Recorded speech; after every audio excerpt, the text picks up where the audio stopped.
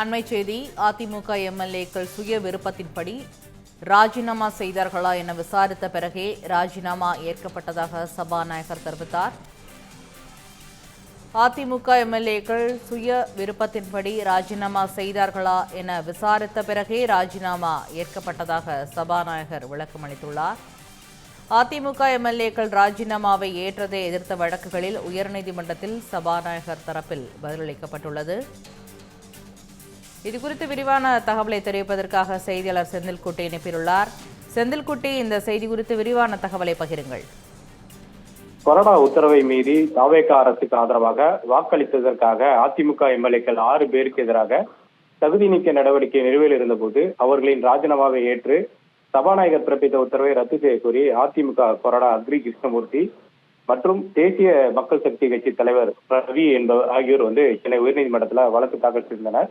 இந்த வழக்கு விசாரணையின் போது அதிமுக எம்எல்ஏ சுய விருப்பத்தின்படிதான் ராஜினாமா செய்தார்களா என சபாநாயகர் விசாரணை நடத்தியிருக்க வேண்டும் எனவும், வழக்கு தொடர்பாக நோட்டீஸ் அனுப்பியும் சபாநாயகர் வழக்கை எதிர்கொள்ளவில்லை என அக்ரி கிருஷ்ணமூர்த்தி தரப்புல சுட்டிக்காட்டப்பட்டிருந்தது. இந்நிலையில் இது சம்பந்தமாக விளக்கம் அளிக்கும்படி சபாநாயகர் ஜேசிடி பிரபாகர் தரப்புல மனு தாக்கல் செய்யப்பட்டிருக்கிறது.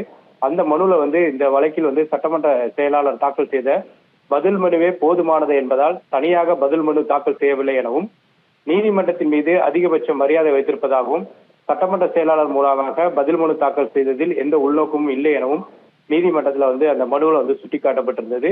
மேலும் ராஜினாமா செய்த எம்எல்ஏக்களும் தங்கள் கைப்பட எழுதிய ராஜினாமா கடிதங்களை சமர்ப்பித்திருப்பதாகவும், தான் ராஜினாமா செய்கிறார்களா ஒவ்வொருவரிடம் விசாரணை நடத்தி திருப்தி அடைந்த பிறகே அவற்றை ஏற்றுக்கொண்டதாக சபாநாயகர் தரப்புல தாக்கல் செய்யப்பட்ட அந்த மனுவில் தெரிவிக்கப்பட்டிருக்கிறது. அதிமுக எம்எல்ஏக்களின் ராஜினாமா ஏற்று சட்டப்படி செல்லுபடியானதுதான் எனவும், எனவே சட்டவிரோதம் இல்லை என்பதால் மனுவை ஏற்று தகுந்த உத்தரவை பிறப்பிக்க வேண்டும் என்று அந்த சபாநாயகர் தாக்கல் செய்த அந்த மனுவில் தெரிவிக்கப்பட்டிருந்தது. இந்த வழக்கு தலைமை நீதிபதி தர்மாதிகாரி மற்றும் நீதிபதி அருள்முருகன் அடங்கிய அமர்வுல விசாரணைக்கு வந்தபோது சபாநாயகரின் மனுவுக்கு பதிலளிக்க அவகாசம் வழங்க வேண்டும் என அக்ரி கிருஷ்ணமூர்த்தி தரப்புல நீதிமன்றத்தில் தெரிவிக்கப்பட்டது. இதனை ஏற்று சபாநாயகர் மனுவுக்கு பதில் மனு தாக்கல் செய்ய அக்ரி கிருஷ்ணமூர்த்தி தரப்புக்கு அனுமதி அளித்த நீதிபதிகள் விசாரணையை செப்டம்பர் 1ஆம் தேதிக்கு தள்ளி வைத்திருக்கிறார்கள். தகவலுக்கு நன்றி செந்தில்குட்டி.